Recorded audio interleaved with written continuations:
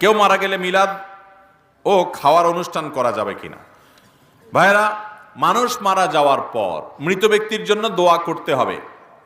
আর যেই লোক মারা গেছে তার আত্মীয় স্বজন যারা আছে, তার পরিবারের লোক যারা জীবিত আছে, তাদেরকে এলাকাবাসী খাওয়াইতে হবে। এটা হলো সুন্নাহ।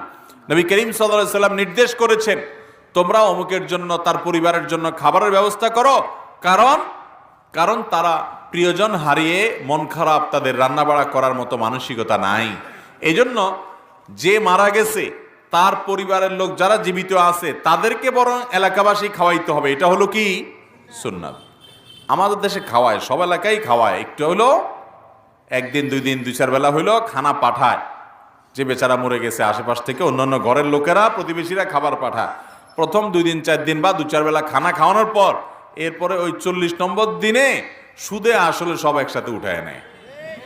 ঠিক না?